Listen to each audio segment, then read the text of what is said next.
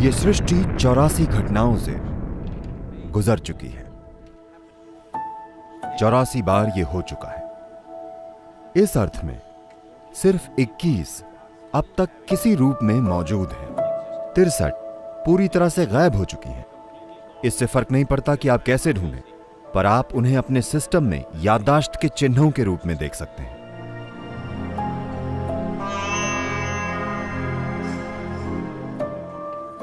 चौरासी एक महत्वपूर्ण संख्या है आज हमारे जीवन में, चाहे हम इसके बारे में जागरूक हों या ना हो। 84 क्यों महत्वपूर्ण है? इसलिए क्योंकि यह सृष्टि गुजर चुकी है 84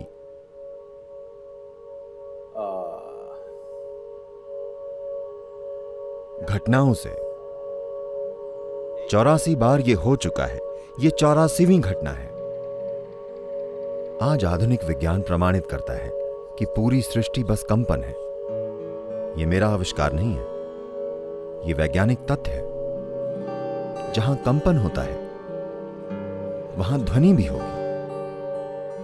हाँ, क्या ये ठीक है? मैं तार्किक रूप से चरण दर चरण जाना चाह रहा हूं। जाने के और भी तरीके हैं, बस ऐसा करके मैं आपको एक अलग तरीके से समझा सकता हूं। लेकिन हम चरण दर चरण जाना चाहते हैं। जहां कंपन होता है वहां ध्वनि भी होगी। क्या ऐसा है? तो आप सिर्फ एक कंपन नहीं हैं, आप एक ध्वनि भी हैं, बल्कि एक शोर है। वे जो आवाज कर रहे हैं और वे जो नहीं कर रहे हैं, आप सभी लोग एक ध्वनि हैं। यही आधुनिक विज्ञान कह रहा है। और बहुत पहले किसी ने आपसे कहा था कि सबसे पहले शब्द था, और वो शब्द है भगवान।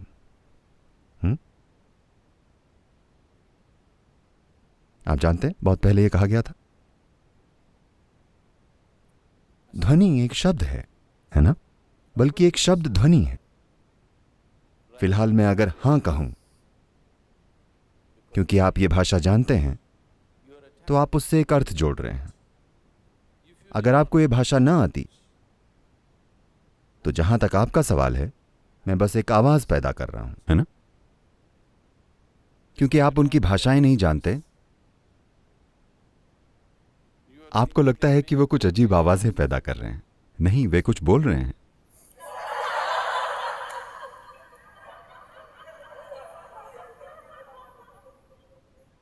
अगर मैं ऐसी भाषा में बोलूं जो आप नहीं जानते, तो आप स्वाभाविक रूप से सोचेंगे कि मैं कुछ अजीब आवाजें पैदा कर रहा हूं, है कि नहीं? अगर मैं अभी इस समय तमिल में या कन्नड़ा या तेलुगु या कोई और भाषा में बोलूं जो आप नहीं जानते, आपको लगेगा मैं कुछ, आपको पता नहीं चलेगा कि मैं वाकई किसी भाषा में बोल रहा हूं या कुछ बकवास आवाजें पैदा कर रहा हूं, है कि नहीं? तो शब्द बस एक ध्वनि है। तो उन्होंने कहा कि वो शब्द है भगवान, क्योंकि कोई भी इंसान जिसने अस्तित्व को पास से देखा है, वो देख सकता है कि जिसे आप सृष्टि कहते हैं और जिसे आप सृष्टा कहते हैं, इन्हें अलग नहीं किया जा सकता। अगर आप उन्हें अलग करें तो सृष्टि का अस्तित्व नहीं रहेगा। जब तक कि इसे सृष्टा का निरंतर सहारा नहीं मिलता, एक पल के लिए भी यह सृष्टि की प्रक्रिया नहीं चल सकती, क्योंकि सृष्टि बन नहीं चुकी है, यह निरंतर बन रही है। हाँ, क्या आप निरंतर बन रहे हैं या बन चुके हैं? मैं उम्मीद करता हूं कि आप बन नहीं चुके हैं। You are an ongoing process. आप एक जारी प्रक्रिया हैं। सृष्टि की भागीदारी के बिना सृष्टि एक जारी प्रक्रिया कैसे होगी? वो निरंतर भागीदारी है, वो अलग नहीं हो सकता। तो इसी वजह से उन्होंने कहा सबसे पहले शब्द था, मतलब from total, unmanifest, पूर्ण अव्यक्त अस्तित्व जिसकी जब अभिव्यक्ति शुरू हुई तो सबसे पहली चीज जो हुई थी वो ध्वनि थी। वैज्ञानिक भी सहमत हैं कि बिग बैंग हुआ था। बैंग मतलब ध्वनि है ना।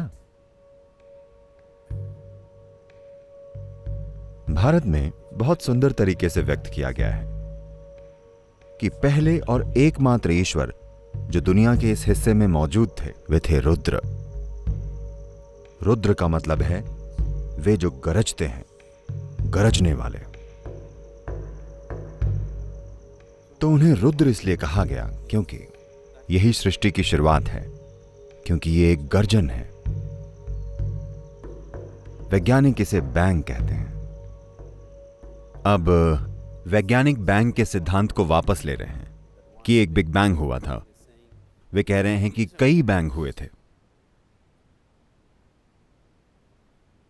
तो आज के एक मशहूर भौतिक विज्ञानी जिन्होंने कई मशहूर किताबें लिखी हैं, हाल ही में उन्होंने एक किताब लिखी है। मैंने वो पढ़ी नहीं, मैं उनसे मिला। उन्होंने एक किताब लिखी है, endless universe. हां, अंतहीन ब्रह्मांड। हमेशा विज्ञान ने यह विश्वास किया है कि हर चीज की एक शुरुआत और एक अंत होता है। अब भौतिक विज्ञानी अंतहीन ब्रह्मांड के बारे में बात कर रहे हैं। यौगिक प्रणाली में हमेशा एक निरंतर फैलते हुए ब्रह्मांड की बात की गई है।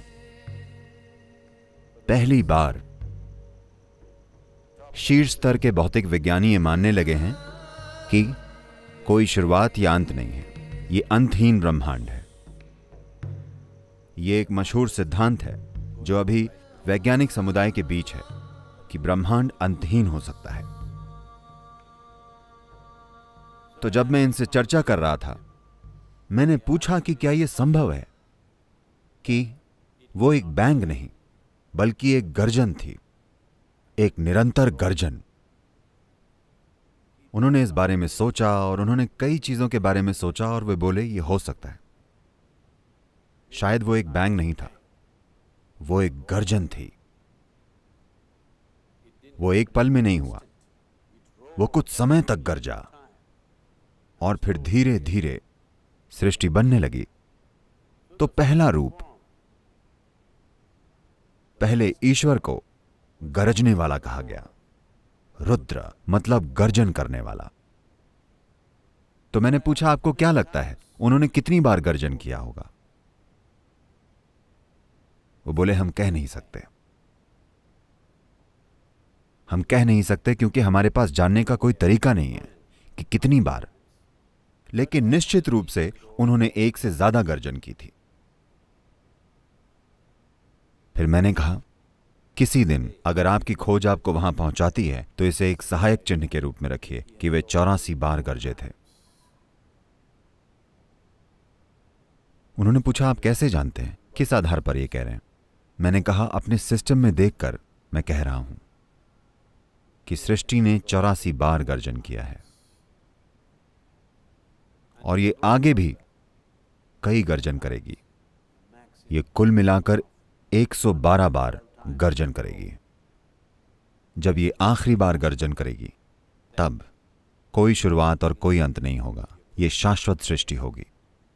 वो बहुत दूर है, पर मैंने उनसे कहा कि आप 84 को किसी तरह के सहायक स्तंभ के रूप में रखिए। आपके पास मशीन और गणित है, मैंने एक और एक कितना है ये भी नहीं सीखा। आपने ये सभी चीजें सीखी हैं, आप उन पर काम कीजिए। किसी दिन अगर आप एक संख्या तक पहुंचेंगे तो आप इस संख्या तक पहुंचेंगे, ये 84 होगा।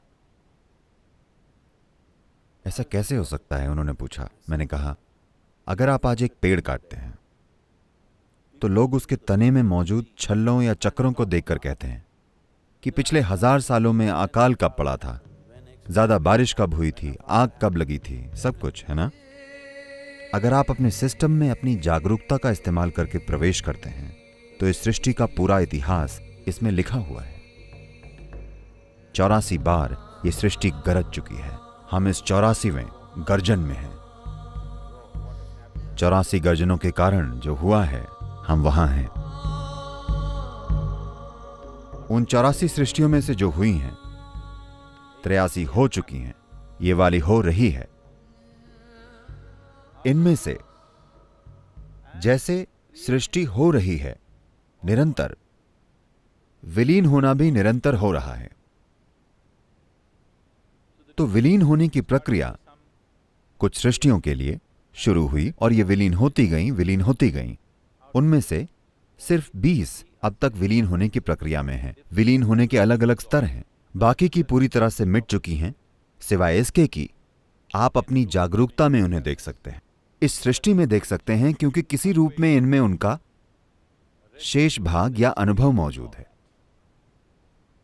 उसी तरह जैसे आपके जीवन का अनुभव आपके हर काम में आपके साथ होता है, सृष्टि की प्रक्रिया भी हर सृष्टि का अनुभव अगली सृष्टि में अपने साथ लेती आई है, अगले में और उसके अगले में। हालांकि वे पूरी तरह से अलग हैं, हालांकि वे पूरी तरह से अलग हो सकती हैं। देखिए, आप स्कूल गए और फुटबॉल खेली, और ये 25 साल पहले हुआ था। अब अचानक से अब आप 45 साल के हैं और एक चोर आपके घर में घुस गया। जब आपके घर में चोर घुसता है, You are not going yeah like this. You will go like this. आप आ करके ऐसे नहीं करते, आप ऐसे करेंगे। क्योंकि आपका फुटबॉल का खेल अचानक ऐसी चीज जो आप पूरी तरह से भूल चुके हैं, वो कहीं आपके सिस्टम में है, वो बाहर आ जाती है। आप चोर को एक फुटबॉल की गेंद की तरह मारते हैं, न कि कराटे किक या कलरीपट्टू किक या किसी और तरह। तो वो अनुभव आपने फुटबॉल शायद 1 महीने या 3 महीने के लिए खेली होगी, लेकिन वो अनुभव, उस अनुभव का बचा हुआ हिस्सा आप में अब भी गहरा समाया हुआ है और ये कहीं एक बिल्कुल अलग जगह में व्यक्त होता है। इसी तरह आप हर समय विकसित हो रहे हैं। इसी को हम कर्म कहते हैं। तो ये व्यक्तिगत कर्म है जिसके बारे में हम बात कर रहे हैं, लेकिन एक ब्रह्मांडीय कर्म होता है। सृष्टि का अपना कर्म होता है, क्योंकि सृष्टि खुद एक कर्म है ना? सृष्टि का बनना क्या ये एक काम नहीं है? काम मतलब कर्म, ये कर्म है। उस कर्म का बचा हुआ हिस्सा हमेशा अगले स्तर की सृष्टि तक और फिर अगले स्तर तक पहुंचता है। इस तरह से कुल मिलाकर 84 सृष्टियां हुई हैं या 83 हुई हैं। ये 84वीं हो रही है। इनमें से पुरानी सृष्टियां पूरी तरह से विलीन हो चुकी हैं। उनका अस्तित्व बस अपनी सृष्टियों में मौजूद अनुभव की छाप के रूप में है, पर वे जीवित नहीं हैं। लेकिन इससे पहले की 20 सृष्टियां अब भी अलग अलग स्तर पर जीवित हैं। कुछ बहुत ही धुंधली हो गई हैं, कुछ प्रबल हैं, कुछ ज्यादा प्रबल हैं, कुछ लगभग असली हैं, जैसे ये है। ये लगभग ऐसी ही है, लेकिन ये विलीन होने की प्रक्रिया में है। वहां सृष्टि की प्रक्रिया सक्रिय रूप से नहीं हो रही है। विलीन होने का यही मतलब है। देखिए, फिलहाल आपके लिए मृत्यु का क्या मतलब है? जब आप बच्चे थे, जितनी नई कोशिकाएं आप पैदा कर रहे थे, मान लीजिए 1 साल में आप 100 अरब कोशिकाएं बना रहे थे। जब आप 35 के हो जाते हैं, यह थोड़ा कम हो जाता है। जब आप 45 के होते हैं, यह थोड़ा और कम होता है। 55 की उम्र में और कम होता है, 75 पर और भी कम। एक समय आता है जब आप जो पैदा करते हैं और जो मरता है उसकी संख्या नए से ज्यादा है। इसी तरह से बुढ़ापा आता है। सृष्टि के साथ बिल्कुल यही प्रक्रिया हो रही है। विलीन होना हर समय होता है, यहां भी विलीन होना हर समय होता है, लेकिन नई सृष्टि हो रही है तो यह पूरी ऊर्जा से चल रही है। यह नई सृष्टि धीमे पड़कर रुक गई, तो कुछ समय बाद, कुछ समय अंतराल के बाद यह बस कम होने लगी, सिर्फ विलीन होने लगी, और कुछ समय बाद सिर्फ याददाश्त की छाप है, जीवित छाप बिल्कुल नहीं है। तो इस अर्थ में सिर्फ 21 अब तक किसी रूप में मौजूद हैं। बाकी की बची हुई 63, जी हां 63 पूरी तरह से गायब हो चुकी हैं। ये आपको नहीं मिलेंगी, इससे फर्क नहीं पड़ता कि आप कैसे देखते हैं। लेकिन आप उन्हें अपने सिस्टम में याददाश्त के चिन्हों के रूप में देख सकते हैं, क्योंकि वो छाप, वो अनुभव अब भी यहां है। ये एक असली चीज है। बाकी सभी घटते क्रम के अनुसार सक्रिय है। इनमें दो हैं, इस सृष्टि में दो हैं। एक भौतिकता है जिसमें हर चीज की याददाश्त है, दूसरा है सृष्टि का स्रोत जो भविष्य का आधार है। आप या तो अपने अतीत को अपना भविष्य बनने दे सकते हैं। जब आप अपने अतीत को अपना भविष्य बनने देते हैं, हम आपको देखकर कहते हैं यह उसका कर्म है। जब हम कहते हैं वो उसका कर्म है, इसका मतलब है कि वो अपने अतीत को अपना भविष्य बनने दे रही है। उसमें कोई नई संभावना नहीं है। यही बात है जब हम किसी को देखकर कहते हैं कर्म। हम बस यही कह रहे हैं कि वे अपने अतीत को अपना भविष्य बनने दे रहे हैं। उनका वाकई कोई भविष्य नहीं है, वो खुद को दोहराएगा। जब आप कहते हैं मैं आध्यात्मिक मार्ग पर हूं, तो आप एक स्तर पर यह कह रहे हैं कि आप वाकई यह कह रहे हैं कि आप अपने अतीत को अपने भविष्य के रूप में दोहराने नहीं देना चाहते। आप अपने जीवन को चक्रीय नहीं बनाना चाहते। आप अपने जीवन को आगे ले जाना चाहते हैं। आप उसे चक्रीय नहीं बनाना चाहते। पिछला मंत्र जिसका अभी आप उच्चारण कर रहे थे वो है पुनरपि जननम पुनरपि मरणम। मतलब ये चक्र, मैं इसे किसी तरह तोड़ना चाहता हूं, क्योंकि जब आप किसी चक्र में आ जाते हैं, जब आप गोल घूमने लगते हैं, तो आप कहीं नहीं पहुंचने वाले। जब आप कहते हैं कि कोई गोल घूम रहा है, तो इसका क्या मतलब होता है? इसका मतलब बस ये होता है कि वो कहीं नहीं पहुंचेगा। तो जब हम कहते हैं ये उसका कर्म है, तो हमारा मतलब यही होता है कि वो कहीं नहीं पहुंचेगा, क्योंकि घूमते हुए उसे ऐसा लगता है कि ये नई यात्रा है, ये नई यात्रा है, क्योंकि उसकी याददाश्त बहुत छोटी है। हर किसी को भूलने की बीमारी है। मां के गर्भ से पहले क्या था या मां के गर्भ में क्या था उन्हें याद नहीं। वे भूल जाने की स्थिति में है। इसलिए गोल घूमना नया लगता है, हर बार घूमकर नया लगता है। ये गोल घूमते जानवरों की तरह है। सर्कस में जानवरों को घुमाते हैं, ये बस वैसा ही है। भारत में विशेष रूप से योगिक संस्कृति में यह उदाहरण शायद कहीं योग सूत्र में ही है। ये वाला उदाहरण, उनकी तुलना तेल की चक्की के बैल से की जाती है।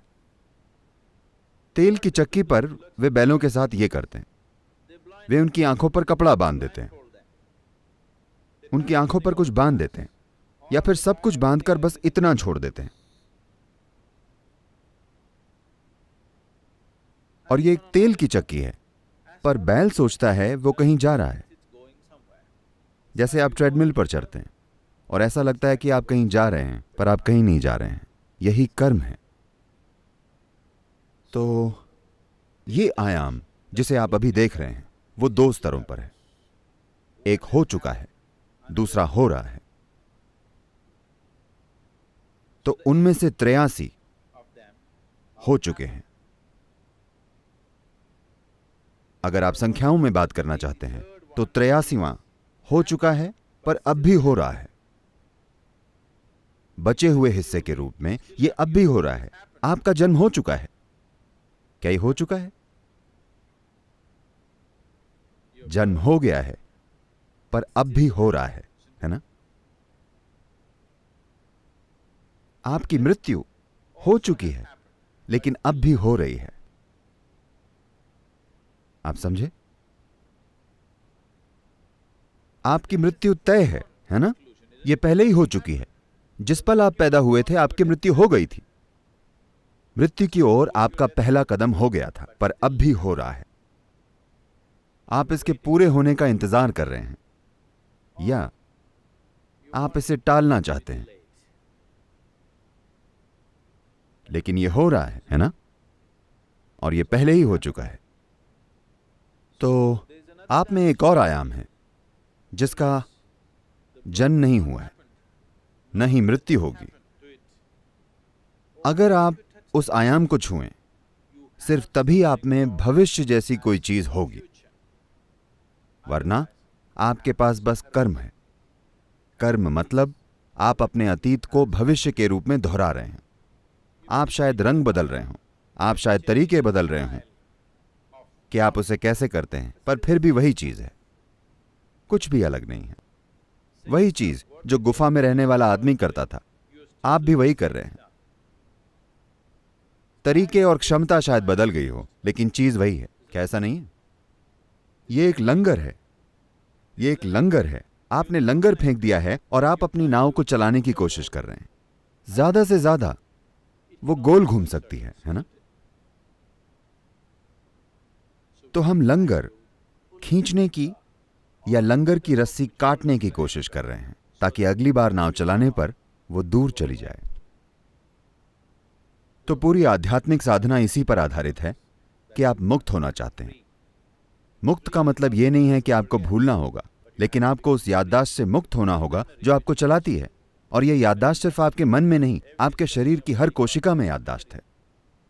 वंश विज्ञान और अन्य चीजों से यह हमारे लिए बिल्कुल स्पष्ट है कि आप में अपने पूर्वजों की याददाश्त है और आप आज भी उनकी तरह बर्ताव कर रहे हैं। आपकी नाक आज भी उनके जैसी है। आप देखिए,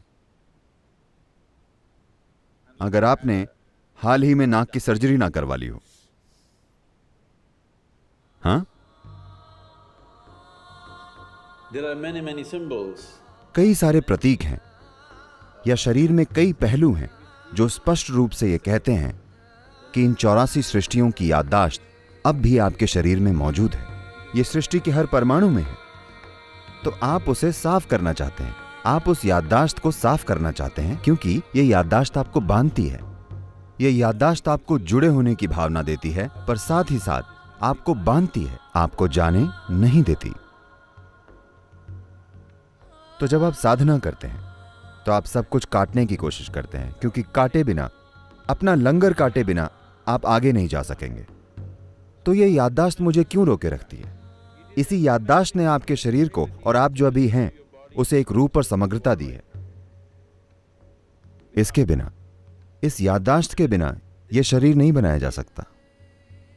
एक कोशिका के जीव की याददाश्त आप में हुए बिना, उस सारी जानकारी के विकास की प्रक्रिया से गुजरकर आपका रूप लिए बिना, उस याददाश्त के बिना यह शरीर एक रूप लेकर टिक नहीं सकता। तो याददाश्त आपकी दुश्मन नहीं है। बात यह है कि आपको उसे संभालना नहीं आता। आप उसमें समा गए हैं, यही समस्या है। आप उसमें समा गए हैं, अब आप उससे बाहर आना चाहते हैं। आप याददाश्त का इस्तेमाल करना चाहते हैं, लेकिन आप ये नहीं चाहते कि वो आपका इस्तेमाल करे। यही आध्यात्मिक साधना है कि आप एक भविष्य चाहते हैं जो आपके अतीत से अलग हो। तुम्हें जानता कौन है? तुम हो कौन? ये सवाल अक्सर इसलिए नहीं होते कि आपने ऐसा कोई काम नहीं किया कि लोग आपको जाने। ये सवाल इसीलिए होते हैं कि अच्छा काम करने के बावजूद आपने दुनिया को उसे बताया ही नहीं।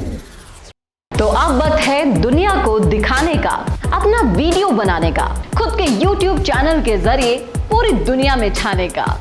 इसके लिए मिशी मीडिया सॉल्यूशंस आपको देगा सारी सर्विसेज, वर्ल्ड क्लास स्टूडियो से लेकर big screen touch panels, anchor से लेकर एडिटर्स और राइटर्स तक सब कुछ एक ही जगह पर। तो अब देर मत कीजिए, क्योंकि अगर ये सच है कि हमारे जाने के बाद हमारा काम ही रहता है, तो अपने काम और अपने नाम को बढ़ाइए। वीडियो इंडस्ट्री के हर सेक्टर के प्रोफेशनल्स अब एक साथ आपके लिए मिशी मीडिया सॉल्यूशंस में। ज्यादा जानकारी के लिए संपर्क करें 9549700549 पर या आज ही लॉग इन करें www.mishimediasolutions.com पर।